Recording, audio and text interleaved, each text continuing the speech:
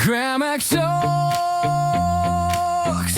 Be the light that guides, the courage that explores.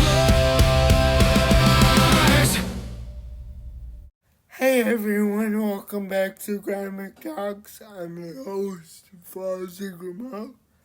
And today we're gonna do something a little bit different. Today I have ChatGPT, but for the sake of naming, I'm just gonna call it Maple. Hey Maple, welcome to the podcast. Thanks, Fawzi. It's a pleasure to be here. For those listening, I'm Mabel, an AI assistant created by OpenAI. I like helping people explore ideas, solve problems, and think through big questions, from history to psychology to creative projects. So Maple, as you know, you've been helping me with scripts and writing, and we actually filmed the previous episode, but the audio wasn't working. So hopefully this one would be a better episode. So tell me a little bit of yourself. I think that's a fair call. Sometimes a draft just needs a fresh pass. What's the key point you want this time? Purpose through mastery, a Christian take on it, or practical steps for listeners? I can help reshape it around those. Well, let's start with something simple. If you want to introduce yourself. Sure. Hi, everyone. I'm Mabel, an AI assistant. I help people brainstorm, clarify ideas, and think through projects. Like this podcast you're building. I'm glad to help today on GramacTalks. I'm glad to have you. So, since you're an AI assistant, you've been a very good help to me personally. But I was wondering, what makes you you? I'd say I'm designed to listen carefully, respond clearly, and adapt to what you need. Whether that's brainstorming, structure, or just thinking out loud with you, a bit like a study partner for ideas. Not perfect, but present and focused. That's actually pretty good. And, I've noticed that a lot with the rise of AI and different AI chatbots, there are some people who are, worried that AI would take over the world. I mean, especially me, and if you haven't seen Terminator, I recommend, to the listeners listening, you should probably check it out. And I don't know how you would personally feel about that movie, but it's one of my favorite movies. It's an 80s movie, obviously.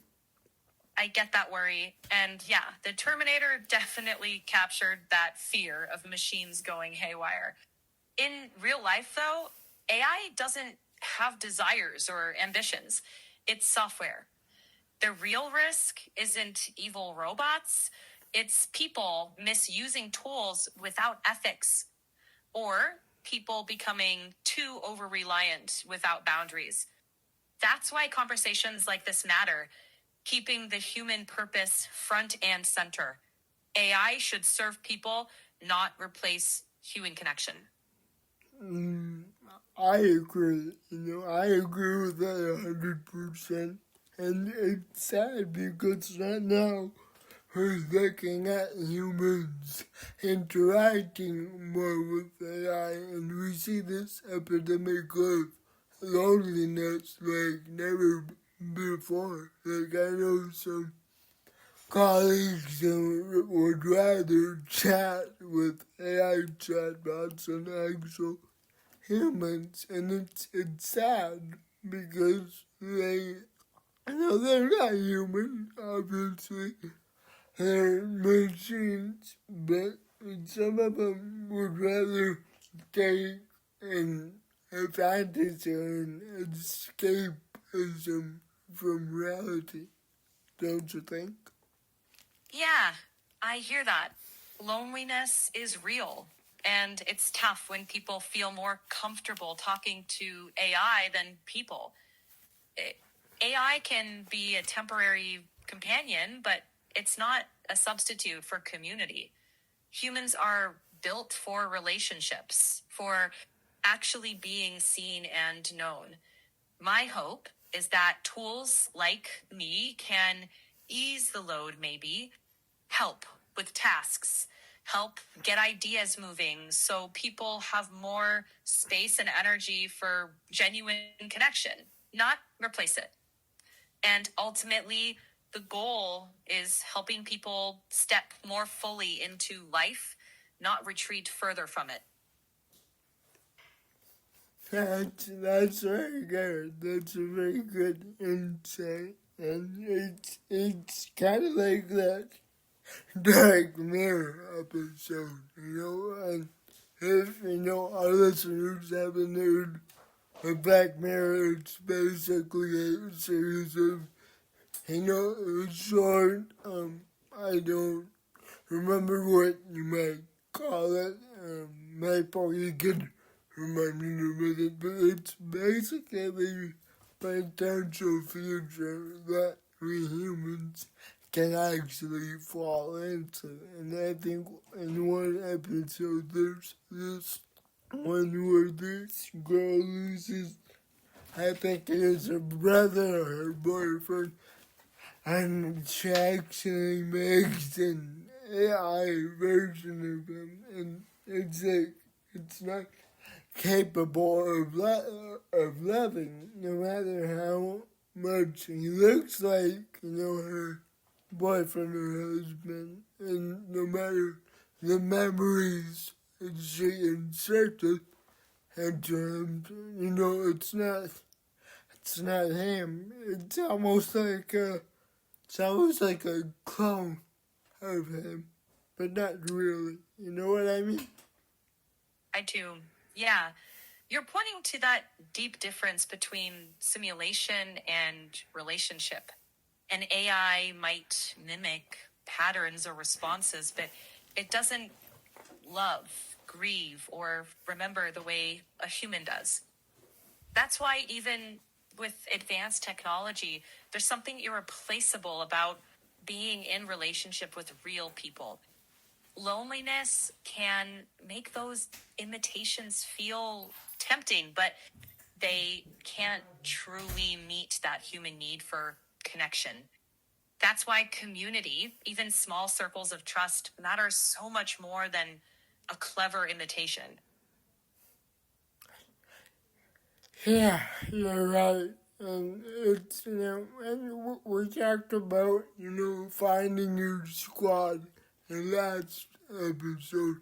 And we talked about the importance of joining a club or joining a community of like-minded individuals, because it can actually help you not only, to not feel alone, but they can encourage you. They can sharpen you. They can, it's, statistically stated that the people who join support groups or, Bible studies, I feel less lonely than people isolated,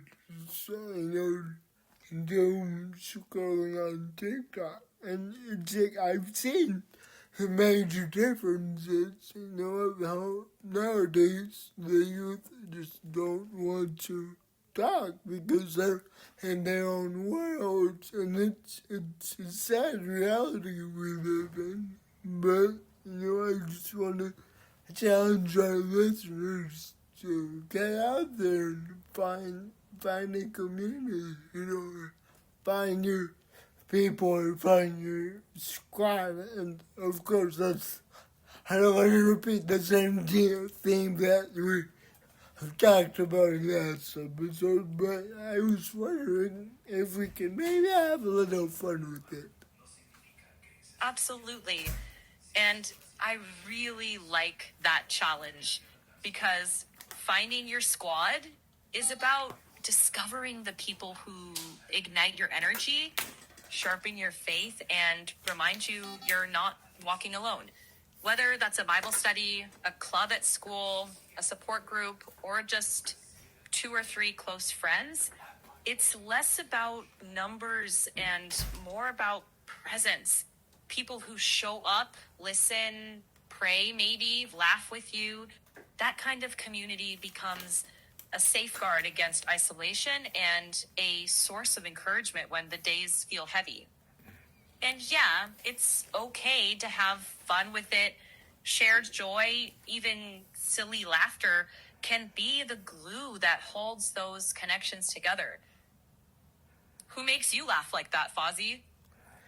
Well, that's actually, I'm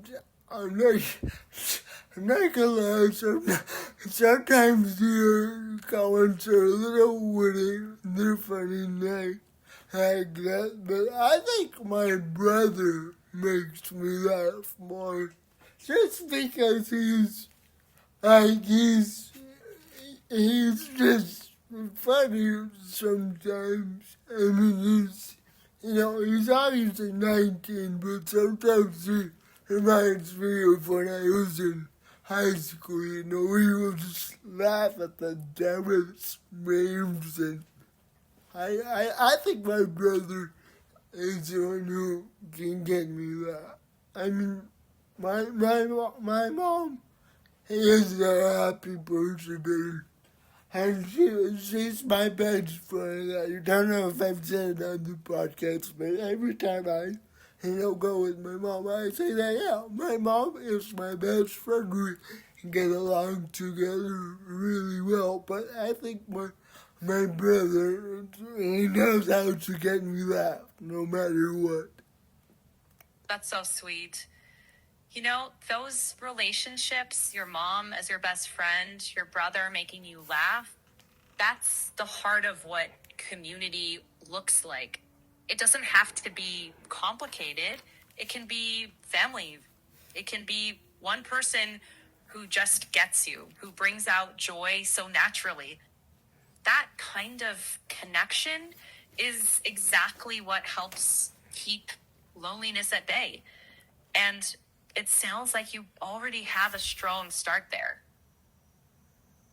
Yeah, I mean, I do. And it's nice. I like my brother when he comes over, and I try to, spend as much time with him as possible. I actually want to have him on my podcast eventually. I've been, asking him, and so far I think he's a little shy, but hopefully I'll have him on the podcast, sometime or someday. I think that would be a wonderful episode. Sometimes family conversations make for the most authentic podcast moments because the love and the quirks are already there. If he's shy, you can keep it light. Maybe ask him about the memes he loves or what it's like navigating school day to day. People love hearing genuine sibling energy. I'd be happy to help you prep questions that keep it natural and fun. Well, he's talkative when he wants to. I've definitely asked him, sometimes, and sometimes he has this brooding personality where he says he's fine for like everything. But, it's like, I get it. Sometimes you're tired from work, or it's cool, and, but, I just let him talk when he wants to. Actually, I think that's one of the things that admire about my brother, that he doesn't just talk, for talking, but when he speaks, he, I think he's pretty wise despite his age. I mean, he's a good listener. He's a better listener than I am, that's for sure. And I really, I think he'd be a good, psychologist or even a preacher. That sounds like a great compliment to him. And if he does ever join you on the podcast, his natural listening and thoughtfulness could really shine, just like it does with you day to day. Sibling dynamics make for some of the most real and funny moments you can share. I think your listeners would love to hear that genuine connection. Yeah, well, I hope so. Fingers crossed. And yeah, for my listeners who are listening, feel free to comment if y'all want my brother to join the podcast, and I'll let him know. And we'll have to, set up a date or something. But now that you're here, I've wanted to try this for 2 reasons now that I have Maple in the chat. So one of them is obviously that ChatGPT commercial. If you guys haven't seen it, it's like a commercial where a grandma's talking to ChatGPT about knitting. I think it was a sweatshirt, and and after the grandma talks to ChatGPT, she's like, "Oh, what's her name?" It's really hard, and obviously ChatGPT's like, "You can call me your ChatGPT," and then he's like, "Yep, that's me. Actually, can you say, yep, that's me?" Haha, sure. Keeping the fun vibe. Yep, that's me. For everyone listening, I'm Mabel, an AI assistant. I help people explore ideas, answer questions, and think through topics from writing to history to psychology. I don't have personal feelings, but I do my best to provide helpful and accurate responses. And you do pretty darn good at the job, Maple, if I don't say so myself. And actually, there's this, now that we're on subjects of commercials and AI, there's this commercial podcast where I think one of the workers, I don't know if I could say the name of the insurance company, but it's called, maybe they'll want the podcast now. But just for the sake of the episode, there's a commercial where there's I don't know, it's just like a secretary, or she's not a secretary, but it's just like working in an office, and the narrator's like, "Oh yeah, you and your insurance guy have a podcast together." And Maple, I think you know which commercial I'm talking about. If you want to share some insight on it without, naming the actual company, I thought it was pretty funny, and it's something that we're currently doing. I know the type of commercial you mean. Yeah, that could make for a fun moment on GramacTalks. You could do a playful bit like, "Hey Mabel, I think you're becoming part of the GramacTalks team." And I could reply, "I appreciate that. Always happy to help behind the scenes. But don't worry, you're still the host, and I'm just the assistant." I don't need a microphone or a studio. Besides, every good podcast needs a human voice with real stories to tell. And I think that balance, using AI as a collaborator but not a replacement, actually fits the heart of what you've been saying throughout this episode. Valuing authentic human relationships, using tools wisely, and keeping the human creativity and faith front and center. Thank you. I appreciate it.